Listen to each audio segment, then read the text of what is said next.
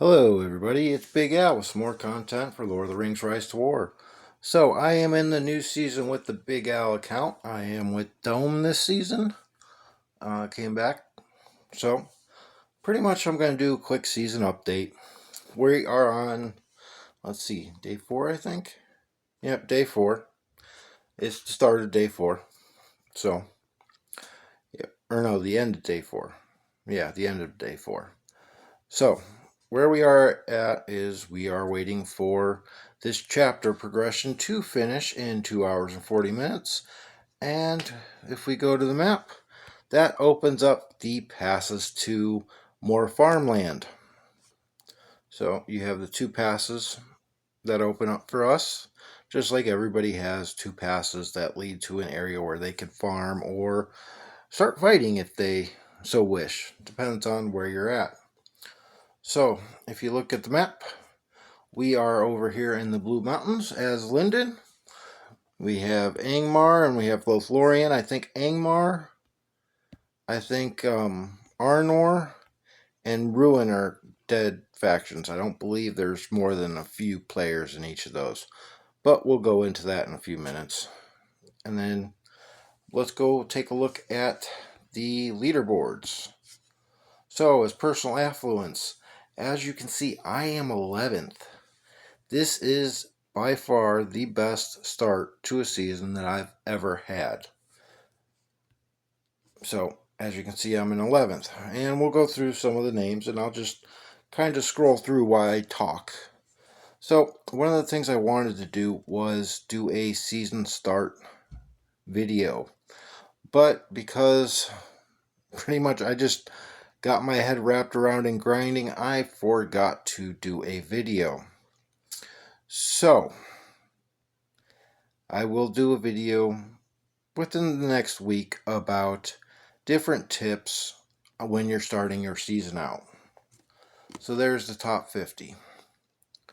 Let's go to the fellowships. So, as you can see with Linden, we are 5th. We are partners with, faction partners with Soon and Woon down here. So 1st, 5th, and 7th. Then you have the Owls in 2nd place. And then they have the Guardians of the Kingdom and Swan with them. You have Mordor, which hits, Hunters in the Shadow. And then SPQR, which I played with a few seasons ago, played against them a few seasons ago. And let's see, then you have Erebor, you have Book and Golo and Nye. Rohan, you have FK It, the Mercenaries, and Gold. So there's a couple good sized fellowships inside of this server. It's definitely not jam packed, but there's a few, so that'll be good. We have faction points really don't matter at this point. We have the affluence commanders. As you can see, people have started getting level 40s today. I am at 35 as my highest. And like normal, you're gonna see the regulars. Dane, Sauron, Bjorn, Gil, Gandalf the White, Gimli. We got Shadow and Undying sneaking in here. So, it's pretty much the ordinary. Got a Galadriel. So, there's that.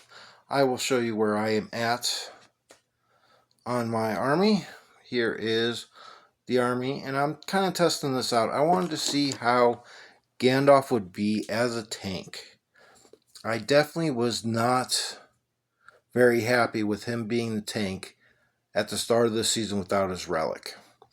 I don't have any level 10 tiles. I do have 2 level 11s, but no level 10s yet. So once this pass opens up, I will be able to hit a couple, and I will get a better feel for how he does as a tank.